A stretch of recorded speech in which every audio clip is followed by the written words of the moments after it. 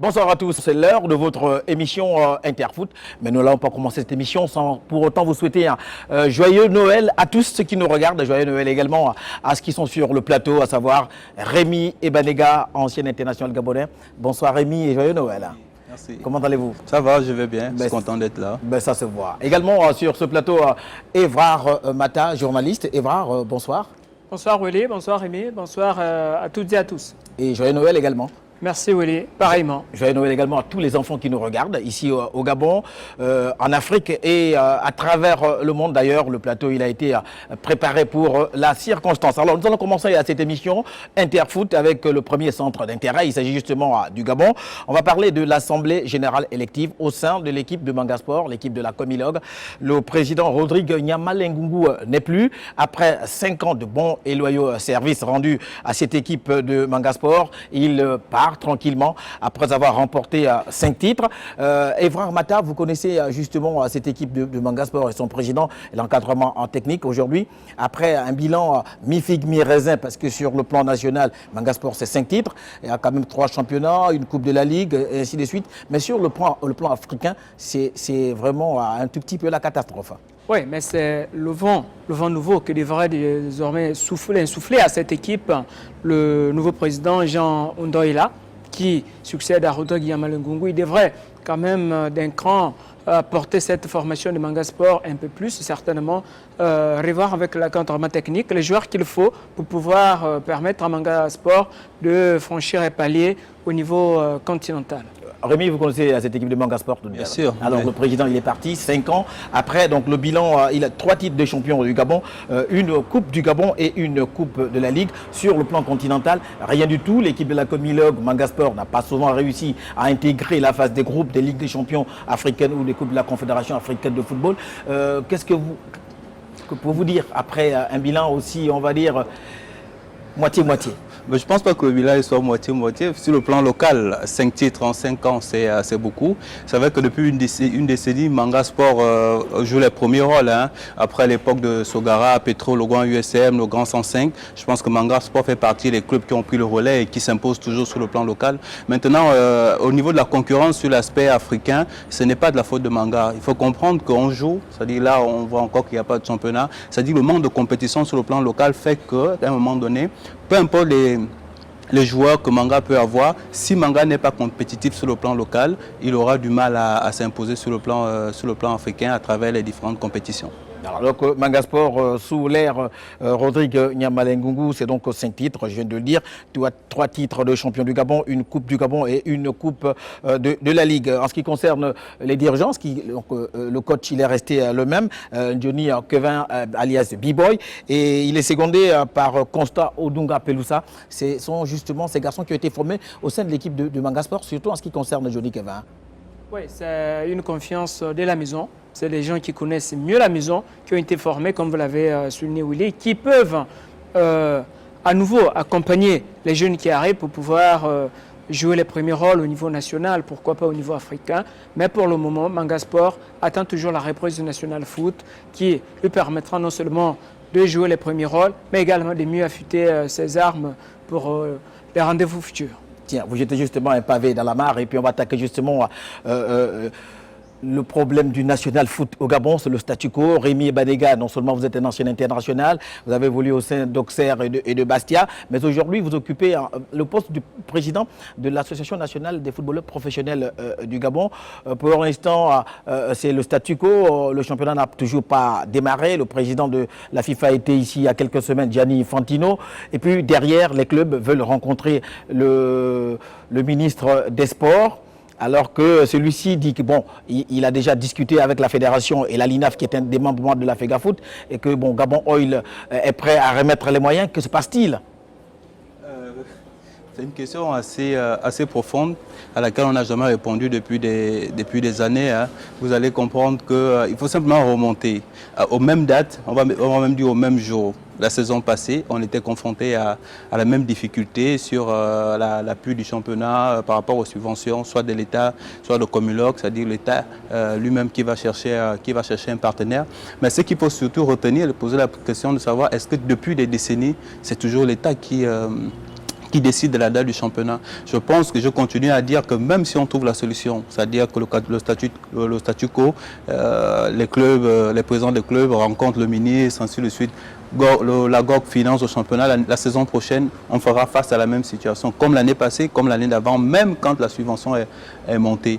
Pour ma part, le problème est plus profond, il est fondamental. Il faut qu'on restructure, pour se limiter qu'au championnat professionnel, des 1 et des 2, qu'on restructure le fonctionnement de ce championnat-là et mettre les couloirs pour chacun, c'est-à-dire chaque acteur, quel est son rôle, à quel moment il doit intervenir. Parce que l'État, c'est vrai que c'est la sommité, mais c'est un acteur, d'accord, dans l'environnement du football. Donc l'État doit savoir à travers le ministère des Sports quel est son rôle, à quel moment il doit intervenir. Les clubs doivent savoir quel est leur rôle, à quel moment ils doivent intervenir. La Ligue doit savoir quel est son rôle. Il faut vraiment qu'on reparte sur les fondamentaux. C'est ce que je continue à dire. Le problème n'est pas financier, parce que si le problème était financier, l'État a déjà subventionné ou pas. Les clubs aussi, les dirigeants de clubs ont préfinancé certaines activités, mais on va toujours tomber sur la même chose l'année prochaine. Je pense que le problème il est ailleurs. Il faut repartir sur les fondamentaux. Comment on construit le cadre dans lequel le football professionnel au Gabon va se jouer. Après, on a aussi le football amateur, mais comme on est sur le championnat première et deuxième division, il faut qu'on le revoie de plus près. Eva, que veulent les clubs finalement? Parce que le ministre a dit qu'il était prêt pour le lancement du National Foot. La LINAF avait donné une date prévue pour le 11 janvier prochain. Gabon Oil, National Foot, le Gabon Oil, autant pour moi, la société qui aujourd'hui vient en appui au championnat, est prête à mettre les moyens pour le démarrage. Que veulent les clubs finalement? Les clubs sont frustrés par rapport à l'élaboration du projet du budget 2019-2020. Pour les clubs, ils estiment que la Ligue nationale de football, qui a élaboré ce budget, n'a pas pu les associer. Dans ce budget, on l'a évoqué, c'est plus d'un milliard. Et sur ce milliard et demi, les clubs se retrouvent avec 946 millions, alors que la LINAF se retrouve avec 400 millions. C'est que les clubs se disent que ce n'est pas normal. La LINAF se taille la part du lion. Donc, du coup, il faut ensemble s'asseoir, redéfinir la répartition de cet argent pour qu'enfin, qu'on sache qui doit faire quoi. Mais l'autre problème également, il faut dire que le ministère avait suggéré au club un cahier de charges qui devait être soumis à ces clubs. Et comme l'a si bien dit Rami, il faudrait qu'on sache qui fait quoi, à quel temps, pour que le championnat puisse toujours aller de l'avant. Mais il faut dire que le modèle du championnat gabonais a fait faillite. Il faut repenser, il faut s'asseoir, il faut restructurer, comme l'a dit Rémi tout à l'heure, penser quel est le statut qu'on va attribuer à ce championnat. Quels sont les indicateurs qui nous montrent que le championnat gabonais est professionnel. Il faut revenir là-dessus. Je crois qu'à partir de là, savoir qui est le club qui doit participer au championnat de première division, quel est le club qui doit participer au championnat de deuxième division, avec quel genre de moyens, quel est le budget. Parce qu'ici, il ne suffit pas d'avoir un club pour qu'on dise qu'on doit jouer en première division, mais il faut des garde-fous, il faut quelque chose qui permet à chaque club de ne pas seulement attendre le financement de l'État ou encore par le sponsoring. Il faudrait que le club soit quand même apte à pouvoir préfinancer, à payer leurs joueurs en attendant que le budget de l'État puisse tomber. Rémi, vu que vous connaissez bien ce milieu-là, si le championnat n'est pas organisé avant le 11 janvier ou si ce mois de janvier qui est en train de venir, le championnat ne se joue pas, il y aurait forcément des sanctions au niveau de la CAF et de la FIFA. Bon, le président de la CAF était là, je pense qu'il a eu la possibilité de leur dire les conséquences, mais je pense que ce sera comme l'année passée, où on a commencé un championnat tard, peut-être en janvier ou février comme la saison passée, mais ce championnat sera bâclé aussi comme la saison passée. Il y a quelque chose qu'on ne met pas en avant. Le constat, c'est qu'on a l'impression que le football maintenant, ou du moins le sport, se pratique entre le ministère, les différentes fédérations, je parle de manière générale, et les ligues. C'est vrai que les clubs ont leur rôle à jouer, mais on oublie en un mot les acteurs qui sont les footballeurs ou ces athlètes-là. Parce qu'ils ont fait près de 6 mois sans activité, et parce qu'on va dire, bon voilà, le financement est prêt, on va appeler ces jeunes dans les quartiers pour venir jouer. Il y a beaucoup de dangers, il y a beaucoup d'improvisation, et on ne peut pas demander aux joueurs d'être compétitifs. Maintenant, la question à se poser, la question de fond, c'est qu'est-ce qu'on recherche à travers notre championnat? Vous avez parlé du cas de Manga Sport. Manga Sport peut encore sortir champion ou un autre club. Mais quel est le lien par rapport à la concurrence avec les autres pays, à la Champions League des clubs, à la Champions League ou à la Coupe des Confédérations des clubs. Il faudrait au départ qu'on se fixe des objectifs et qu'on recadre la pratique du football professionnel au Gabon pour trouver les solutions. Donc, même s'il commence, on n'aura pas réglé le problème. On va peut-être encore repartir sur les playoffs et les allers-retours sans cesse, mais ce n'est pas ça l'idéal pour nous. Je pense qu'il faut vraiment tout reconstruire. Voilà. On va donc attaquer le deuxième centre d'intérêt de cette émission. On va attaquer le volet Afrique. Et cette fois-ci, nous allons parler du Ballon d'Or africain. Pour l'instant, la Confédération africaine de football, donc le dimanche dernier, a dévoilé les 3 finalistes pour le titre de meilleur joueur africain. Il y a Riyad Mahrez, il y a Mohamed Salah, mais également Sadio Mané. Evra Omata, comment est-ce qu'aujourd'hui vous voyez juste la configuration de ce podium qui a plus de chances de pouvoir s'imposer? Est-ce Sadio Mané, Riyad Mahrez ou encore Mohamed Salah? Parce que les 3, mais très franchement, ont été très époustouflants tout au long de cette saison. Oui, c'est les 3 meilleurs pour le moment, que la CAF ou encore les experts qui ont siégé pour le choix de ces 3 ont eu à faire. Il faut dire que Mohamed Salah, très belle saison avec Liverpool, Sadio Mané, qui a fini au pied du podium de Ballon France Football 2019. C'est le grand favori. Quand même, on le voyait dans le trio ou encore sur le podium, mais Sadio Mané a terminé à la 4e place. Je crois qu'il a les fortes chances de pouvoir remporter ce Ballon d'Or africain 2019 et succéder à son compère de Liverpool, Mohamed Salah, qui lui également a fait une très belle saison, n'oublions pas Riyad Mahrez, champion d'Afrique avec l'Algérie. Donc c'est quelqu'un qui, avec son club Manchester City, arrive quand même à faire des merveilles, à se distinguer. Mais je crois qu'entre les 3, Sadio Mané reste l'ultime favori. Rémi? Moi j'aurais bien voulu voir Pierre, hein, en tant que bon Gabonais, et cet esprit de collaboration, et on le soutient toujours. C'est vrai qu'il a fait une bonne saison, hein, il faut depuis l'année passée, parce que ça se joue en une année. Et c'est vrai aussi que le trio actuel, il mérite.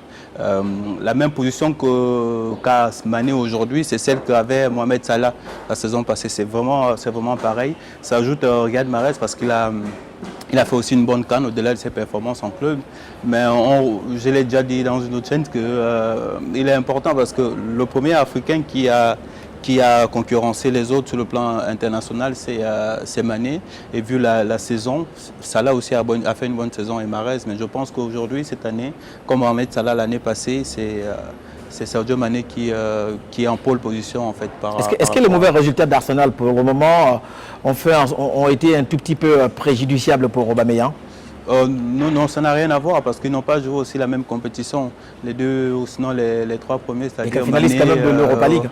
Voilà, mais on parle aussi des finalistes et champions de la Champions League, qui est la première compétition à laquelle aussi a joué Riyad Mahrez. Et on rajoute pour Riyad Mahrez la Coupe d'Afrique à laquelle on n'a pas participé. Donc cela a joué aussi en défaveur par rapport à Pierre. Peu importe son résultat à Arsenal, on a affaire à quelqu'un qui a gagné une Coupe d'Afrique et le Gabon n'a même pas joué cette Coupe d'Afrique-là.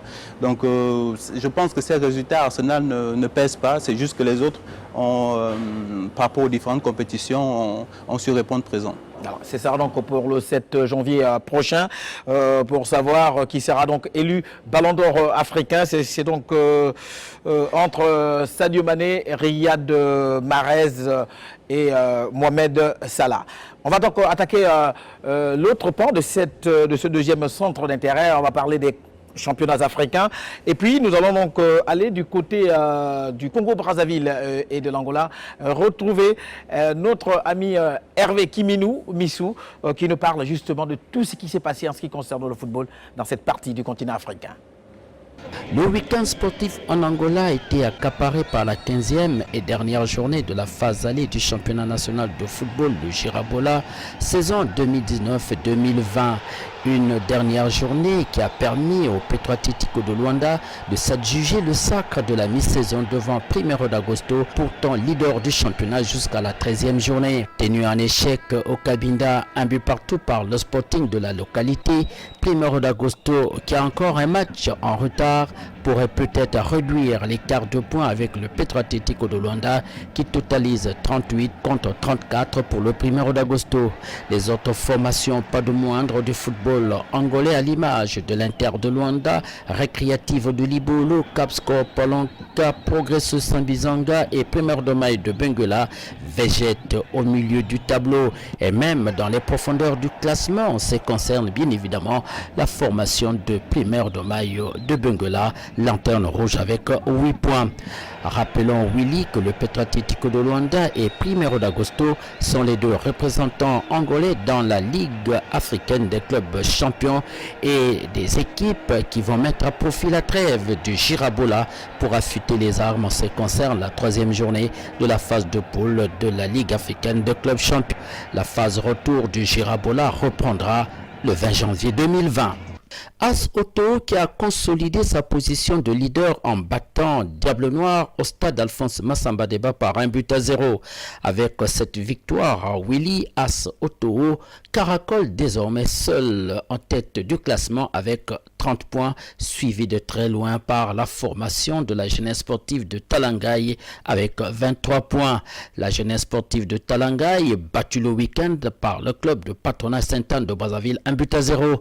Au complexe sportif de Pointe-Noire, les deux équipes locales, la S Chimino et V-Club Mokanda, ont été battues par le même score 0-1 respectivement par le club athlétique Renaissance Aiglon-Cara de Brazzaville. En ce qui concerne la S Chimino et FC Konzo, également de la capitale congolaise, qui a eu raison du V-Club Mokonda sur la marque d'1-0. Une équipe de V-Club Mokonda qui nourrissait pourtant les ambitions d'être africain à l'issue de la saison. Une ambition, malheureusement, que ne partage pas le coach Pépé de cette formation de V-Club Mokonda, et pour cause. La Coupe africaine, il ne faut pas parler de ça. Être champion pour une Coupe d'Afrique, ça demande des moyens. Et V-Club ne possède pas les moyens, à ce que je sache, de jouer une Coupe africaine maintenant. Mais à la longue, si les gens se préparent, ça peut être possible. Mitch Merek, le coach de FC Konjo, se réjouit de la victoire de son équipe qui se maintient dans le peloton de tête. Et à la deuxième phase, on va essayer et ça viendra, on va sortir parmi les 7 premiers. Merci à l'adversaire, vraiment félicitations à l'adversaire. L'adversaire joue un jeu vraiment posé. Mais ils ont un manque de réalisme devant le but. Ils ont vraiment un jeu posé, ils s'occupent bien le ballon, ils se déplacent correctement. Mais il faut qu'ils travaillent beaucoup sur les... À une journée de la fin de la phase allée, As Auto est leader avec 30 points et au bas du tableau, la formation de Tongo FC avec 5 points. Après donc le Congo-Brazzaville et l'Angola, en direction la Côte d'Ivoire, où on jouait également pour le compte de la 12e journée du championnat ivoirien de Ligue 1. Le leader Lafad a perdu son fauteuil après sa défaite face à l'AS Tanda. Défaite également du Racing Club d'Abidjan, 2-1 face à Soa. Alors, revivons tous ces moments avec notre envoyé spécial, Émeric Bokoko. Vent de contre-performance au sommet de la Ligue 1 ivoirienne. Afal a trébuché en ouverture de la 12e journée, cueilli à froid par les étoiles du Gon-Togo. Un boulevard s'était alors créé pour le Racing Club d'Abidjan, qui d'ailleurs démarre ce match sur des chapeaux de roue. On atteste ces séquences de jeu rendement menées et ces attaques placées qui dévoilent l'abattage dans le camp adverse. Les Racingmen, un peu timorés par l'enjeu face à Soa, se font surprendre et concèdent ce but. Passement de jambes dans la surface de réparation. Dosso Abou. Oh, quel but, extraordinaire ce but de Doumbia. Quel superbe but Doumbia Boubacar sur cette action. Une douche froide qui plombe l'allant offensif des Abidjanais. Résolument porté vers l'avant, les sociétaires de Soa doublent la mise. Attention. Ah là là. Extraordinaire. Qu'est-ce qu'il nous fait cet après-midi? Quel sublime but. Quel sublime but extraordinaire. C'est génial, magique ce but de Doumbia. Les Abidjanais se réveillent, mais tardivement. Cette réduction du score sera anecdotique. Brahima Ouattara, il a trouvé Joël, peut-être la réduction du score. Et Joël qui va mettre du temps. Et Ouattara Brahima, c'est la réduction du score ici. Le Racing Club d'Abidjan laisse filer la chance de prendre le large, mais reste tout de même leader. Fin de cette partie. Les étoiles du Gon-Togo ont brillé et grimpent à la 11e place à égalité de points avec Bouaké FC.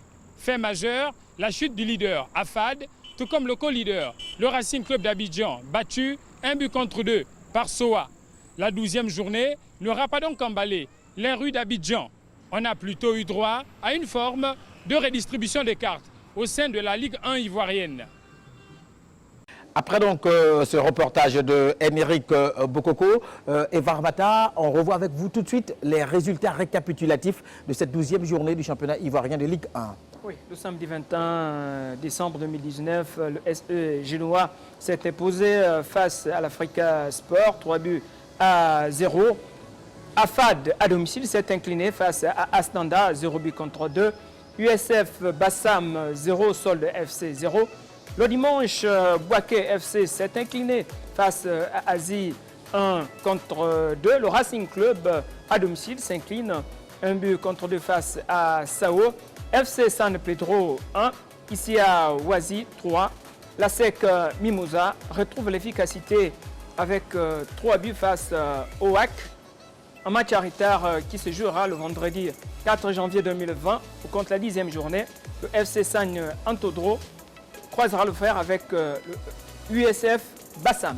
Et puis en ce qui concerne le classement général au sorti de cette 12e journée. Oui, le Racing Club d'Abidjan se pointe à la première place avec 23 points plus 5. Afad deuxième, 23 points plus 5. La SEC Mimosa retrouve le podium avec 21 points plus 8. Quatrième Soao, 19 points. Dans la zone de relégation, nous avons 13e ici à Ouazi, 10 points, moins 5. 14e WAC avec 5 points, moins 9. Voilà donc après ces résultats du championnat ivoirien de Ligue 1, nous allons faire place à notre partenaire et on se retrouve juste derrière.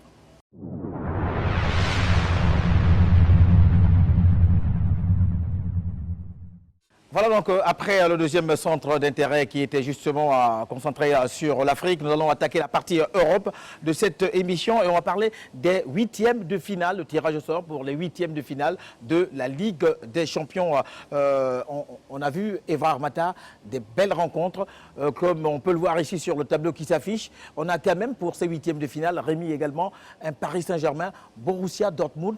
Il y aura quand même un peu d'étincelle dans l'air. Oui, Intercell Tuchel qui répare Dortmund pour pouvoir affronter le club qu'il a connu en tant qu'entraîneur. Ben, le Paris Saint-Germain va certainement tout vouloir gagner et bien négocier le match retour à domicile. Rémi, Paris Saint-Germain, Borussia à Dortmund. Ben, le Paris Saint-Germain par de facto favori. Hein. Favori, c'est vrai qu'on approche, on est à l'étape où parfois il titille les huitièmes et les quarts de finale. Mais je pense que l'expérience acquise depuis quelques éliminations fait en sorte qu'ils vont prendre vraiment avec beaucoup de sérieux ces huitièmes de finale. Il faut aussi dire qu'aujourd'hui, au vu de du premier tour qu'ils ont fait, ils sont passés à un autre niveau. Et je pense qu'ils vont facilement, après le football, ce n'est pas mathématique, mais vu ce qu'ils présentent en ce moment, je pense qu'ils vont se qualifier pour les quarts de finale. Vous avez confiance à Paris pour cette année? Est-ce que l'équipe parisienne pourra peut-être jouer à une finale ou une demi-finale de Ligue des Champions? Je le pense. Je pense qu'ils ont pris assez de maturité. Il faut comprendre que l'équipe, le problème n'était même pas sur les joueurs. Le problème était pour moi sur le management parce qu'il y avait tellement de stars. Et le management autour faisait que quand ils rencontraient les difficultés, partant aussi qu'ils survolaient le championnat français, ils n'arrivaient pas à surmonter parce qu'on a vu l'élimination contre Manchester City, Manchester United la saison passée où ils avaient déjà gagné à l'aller haut la main. Et je pense qu'ils se sont aguerris et là, vraiment, pour ma part, ils ne vont pas surprendre parce qu'on les attend à ces niveaux depuis des années. Et cette saison, c'est une saison où ils vont quand même attendre à minima les demi-finales. Ben voilà. Evra, on peut voir également avec vous le reste des fléchettes de ces huitièmes de finale de la Ligue des Champions. Oui, des très belles combinaisons à part le Paris Dortmund par Saint-Germain. On a également un étincelant Atlético de Madrid face à Liverpool. On aura l'Atlanta Bergame face à Valence CF, Tottenham Leipzig. On aura également Chelsea Bayern Munich, Naples FC Barcelone. On aura Lyon face à la Juventus de Turin et le Real Madrid recevra au match aller Manchester City. Manchester City, Real Madrid ou Real Madrid, Manchester City, un autre choc de ces huitièmes de finale. Un gros choc entre deux entraîneurs, deux grands entraîneurs aussi, deux anciens footballeurs. mais il faut partir avec un club du Real qui répond toujours présent. Hein. Le Real a toujours su répondre présent avec la sérénité de Zidane. Il faut aussi partir sur une équipe qui sait très bien jouer. Manchester City, c'est une équipe qui sait vraiment très bien jouer et qui a une petite réalité comme celle du Paris Saint-Germain, c'est qu'à partir des huitièmes de finale, les quarts de finale, ils ne s'en sortent plus. Donc, et je pense aussi qu'ils se sont aguerris, qu'ils ont pris de la maturité. C'est ce qui va encore rendre ce duel assez époustouflant. Et on parle des 16e de finale de l'Europa League cette fois-ci, avec également des très belles rencontres. Oui, c'est vrai qu'il y a 16 ans, on va quand même choisir quelques-unes qui nous proposent des étincelles. On aura Getafe face à l'Ajax, Leverkusen face au FC Porto, Copenhague Celtic, l'Apoel Nicosie FC Bâle, Cluj FC Séville, Olympiakos Arsenal, l'équipe de Pierre-Emerick Aubameyang. On aura l'AS Rome Gatounoise, on aura Glasgow Braga. Voici quelques-unes des affiches, comme celle s'affiche ici, qui nous propose ici la 16e de finale de l'Europa League. On va parler cette fois-ci du Classico, le Classico qu'on connaît qui s'est joué le dimanche, le mercredi dernier. Un Classico entre, et on le sait, Real de Madrid, FC Barcelone, ou du moins FC Barcelone, Real de Madrid. Un grand match au cours de ce dernier Classico. Le score il était de 0 but partout, avec on peut dire une très belle performance pour le Real de Madrid qui est allé arracher un nul au Camp Nou. Real de Madrid, FC Barcelone ou FC Barcelone, Real de Madrid, c'était un match à part. Oui, c'était un match à part. Je vais vous raconter une anecdote. Je me rappelle en 2011, avec l'équipe nationale de moins de 23 ans au Maroc, on jouait la finale contre le Maroc. On devait la jouer, je pense, à 18 h. Et en début de journée, on reçoit le message du roi du Maroc qui a demandé à ce qu'on reporte le match parce qu'il devait regarder le Classico. Donc, vous voyez un peu l'importance ou l'impact qu'a ce derby-là dans le monde. C'est un match très regardé, c'est un match très médiatique. C'est parce que aussi pendant des années, du moins les 4 ou 5 dernières années, c'est un match où il y a eu cette rivalité entre Cristiano Ronaldo et Lionel Messi. Et Lionel Messi. Evra, c'était un match particulier parce que également sur le plan politique, il y a beaucoup d'enjeux. Oui, il faut le dire. L'opposition historique entre les deux clubs est bien attendu à trouver dans l'histoire de l'Espagne, du moins dans la période franquiste où la ville de Madrid, capitale du gouvernement, régnait sur l'Espagne pendant que Barcelone luttait pour son indépendance. Il faut dire que la Catalogne, il faut rappeler, est née en tant que réalité nationale par la réunion politique de plusieurs comtés de l'ancienne marche d'Espagne coralligène entre le 9e et le 12e siècle sous l'autorité de la maison de Barcelone. La principauté de Catalogne est ainsi constituée, devient progressivement un État à la fin du Moyen-Âge avec ses institutions, sa langue et tout ce qu'il y a. Barcelone revendique tout ce qu'il y a comme indépendance. Il faut dire qu'en 1975, avec le décès de Franco, qui met terme à un régime dictatorial, il faut dire que la Constitution espagnole introduit en 1978 et reconnaît l'autonomie de la langue espagnole. Voici le fait politique de ce classico entre le Real de Madrid et le FC Barcelone. Donc oui, sur le plan politique, mais vraiment donc il y a des choses assez importantes qui aujourd'hui amènent cette rencontre à être la plus regardée, la plus médiatisée, on va dire, au monde, et que Rémi ne va pas dire le contraire. C'est quand même une rencontre qui est au niveau d'une demi-finale de Coupe du Monde, ou peut-être même de la finale de Coupe du Monde de football. Il faut déjà dire que la Champions League, pas la Champions League, mais les Espagnols ont travaillé cette concurrence, cette derby. Pour eux, le Real Madrid et Barcelone, on va rajouter le côté politique, mais ce qu'il faut retenir, c'est le côté positif de cette conséquence politique sur les clubs. C'est-à-dire qu'aujourd'hui, une forme de reconnaissance où tous les Catalans se retrouvent, même si je suis comment on appelle le deuxième club, l'Espagnol de Barcelone, peu importe. Mais quand ou l'Atlético de Madrid. Non, l'Espagnol de Barcelone. L'Espagnol de Barcelone.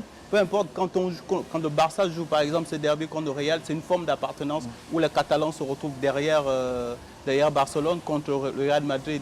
Et ils ont su jouer de cette concurrence politique pour mettre ça sur le sport. C'est le côté positif qu'apporte le sport, parce qu'à travers ce match aussi, chacun se reconnaît dans son éthique, dans sa ville, on va dire, dans son agglomération, parce que depuis, comme vous l'avez dit, depuis des années, la Catalogne veut son indépendance et il exprime aussi à travers le derby Barcelone-Real Madrid. Real Madrid. Et puis, on peut dire également qu'il y a des filières sud-américaines, côté Real Madrid et le FC Barcelone. On a toujours eu des joueurs argentins, brésiliens, qui, d'un côté comme de l'autre, viennent en Espagne pour rehausser justement le niveau de cette rencontre. Oui, il faut dire que c'est une rivalité toute particulière entre ces deux clubs au-delà de l'aspect politique.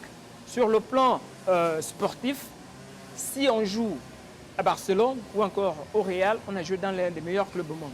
Donc du coup, les Sud-Américains ou encore les autres joueurs de ressortissants des autres continents veulent à tout prix jouer dans l'un des clubs. Il faut savoir que c'est les deux meilleurs clubs en termes de palmarès au niveau de l'Espagne et au niveau de l'Europe. Le Real marche sur l'Europe avec 13 Ligues des Champions. Donc c'est pour dire combien de fois ces clubs attirent tous les joueurs, tout le monde. Quand on est footballeur, rêve jouer au Real Madrid, mais entre-temps, certainement Willy rappelait ces statistiques que le Classico, on a eu au total 243 Classicos pour 95 victoires madrilènes, 96 victoires barcelonaises pour 54 matchs nuls.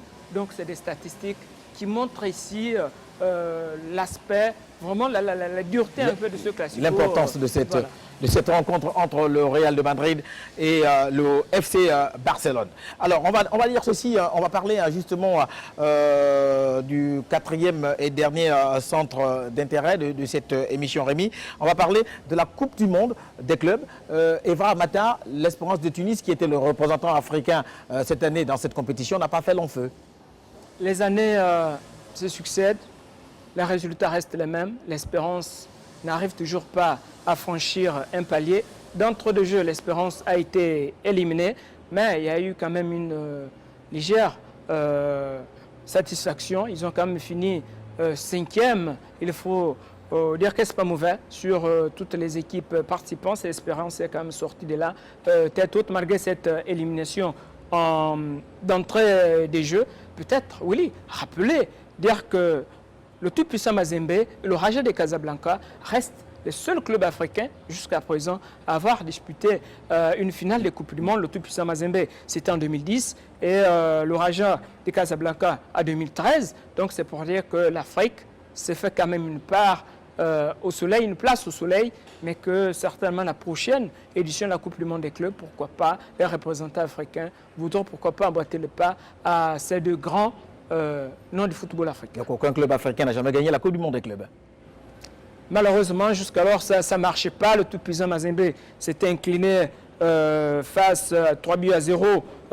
Voilà, et l'autre côté, c'est le Bayern qui avait battu. C'était face à l'Inter pour le tout-puissant Mazembe. Et le Bayern avait battu le Raja de Casablanca 2-0. Donc c'est quand même difficile. Il faut dire que c'est quand même les grosses pointures européennes qui sont habituées à de tels rendez-vous, qui arrivent quand même à dicter leur loi à ce niveau de cette compétition internationale des clubs. Voilà, et on va parler justement de cette finale de la Coupe du Monde des clubs qui a opposé l'équipe de Liverpool à celle de Flamengo. C'était à quitte ou double. Cette partie, on sait qu'en 1981 déjà, l'équipe de Flamengo s'était imposée face à l'équipe de Liverpool. Et pour cette année, eh bien, Sadio Mané et l'équipe anglaise ont donc pris leur revanche en s'imposant face à la formation de Flamengo dans cette finale de la Coupe du Monde des clubs. Le reportage porte la griffe de Edison Bongolo.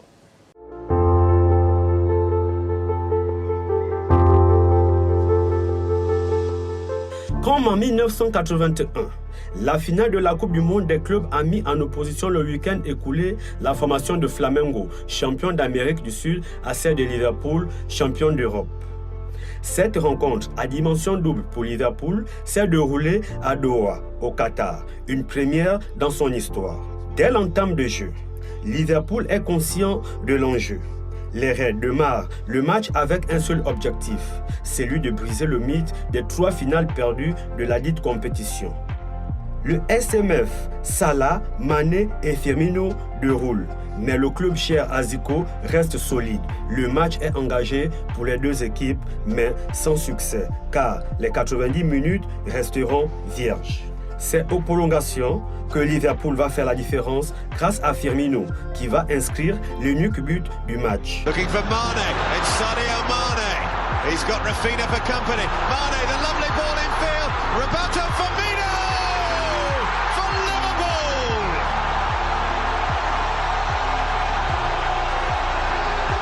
C'est la folie dans les tribunes. The Brazilian international breaks the hearts of the thousands of Brazilian fans here supporting Flamengo. Liverpool peut célébrer son sacre et devient ainsi le deuxième club anglais après Manchester United à remporter ce trophée.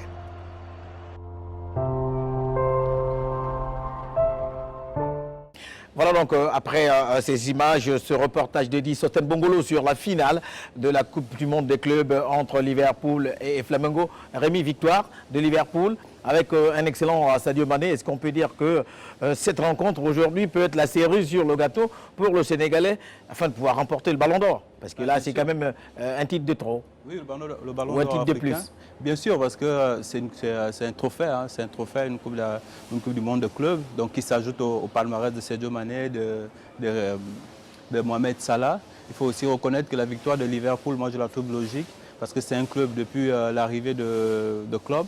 On va dire la première saison, il fallait qu'il retrouve les bases, mais depuis 2 à 3 saisons, il survole. Et vous l'avez vu au championnat, il survole au championnat devant Manchester City, qui depuis quelques années avait pris l'ampleur et l'emprise du championnat. Donc ils sont simplement dans la continuité de ce qu'ils savent faire. C'est un club qui sait jouer, c'est des joueurs qui se comprennent et ça ne m'étonne pas, ou du moins ça ne m'a pas étonné que Liverpool remporte cette coupe du monde des clubs. Il faut aussi dire que Flamengo n'a pas démérité et c'est un club qui s'est imposé, qui a survolé aussi à la Champions League américaine. La Copa Libertadores. La Copa Libertadores. Mais il faut avouer que Liverpool est à un palier au-dessus et c'est ce qu'il démontre à chaque match.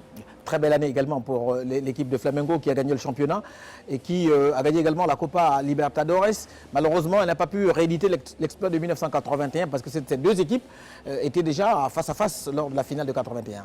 Oui, il faut juste dire que c'est une formation de Liverpool à revanchard qui voulait bien également inscrire son nom dans ce palmarès de la Coupe du Monde des clubs, remporter ne fût-ce que cette édition. C'est qu'ils ont réussi à faire, même si cela a été, il faut le souligner, dans la douleur, parce que Firmino arrive tout de même à faire la différence dans les derniers instants des prolongations. Donc c'est pour dire que c'est une formation de Flamengo qui ne démérite pas, qui a une très belle équipe et je crois qu'on le verra, certainement pour la saison à venir.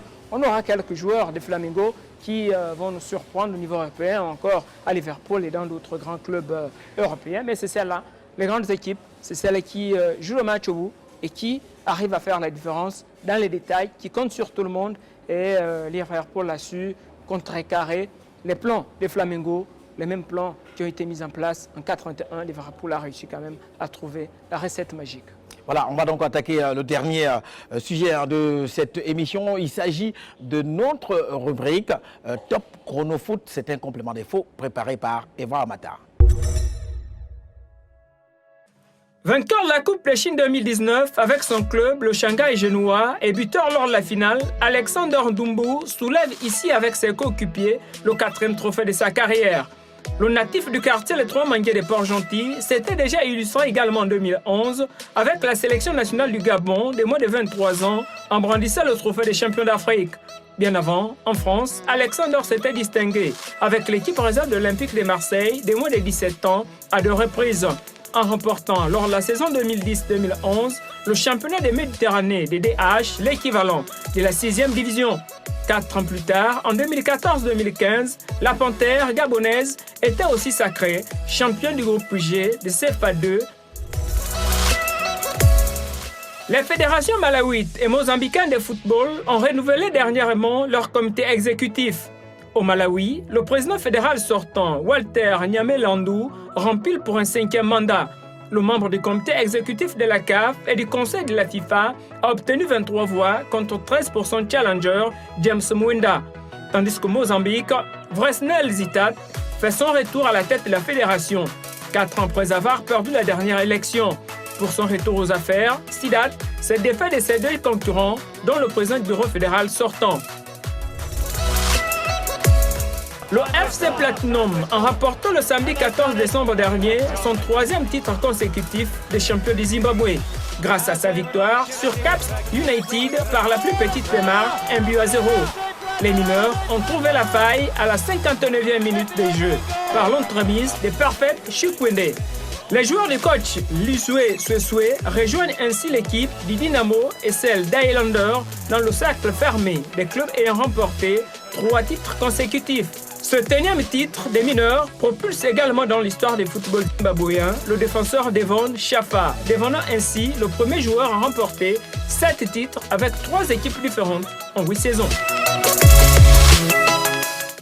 Voilà donc après la rubrique Top Chrono Foot préparée par Evra Mata, cette émission donc s'achève ici. On va se retrouver la semaine prochaine. On va dire merci une nouvelle fois à Rémi Ebanega et joyeux Noël Rémi. Merci, joyeux Noël à vous aussi. Oui, mais très rapidement Rémi, on sait également que vous avez des activités que vous avez entreprises un peu partout au Gabon, à OIM chez vous, vous avez construit un stade. Qu'en est-il aujourd'hui? Oui, à OIM il y a 2 ans, j'ai lancé un complexe sportif avec des mini-terrains synthétiques de football à 5 et voilà, qui est ouvert à tout le monde, aux jeunes. C'est en location aussi, un peu comme se fait le Classico ou le Ballon d'Or. Je me suis dit que Libreville avait déjà ce qu'il fallait et il est temps de décentraliser, que chacun apporte aussi, parce que OIM c'est ma ville natale et OIM m'a vu grandir. J'ai commencé à jouer au foot, il était important pour moi de remercier ma ville à travers ces installations. Voilà, je rappelle que Rémi Ebanega, ancien international gabonais, 13 sélections, il a évolué au sein des clubs de Auxerre et de Bastia. Oui, c'est ça. En France. Merci d'être passé. C'était un plaisir pour moi d'être à votre émission. Merci, c'est gentil. Et également, merci Eva Mata. Joyeux Noël. Merci Willy. Voilà. Pareillement, merci encore. On se retrouve donc mercredi prochain. Au revoir. Merci.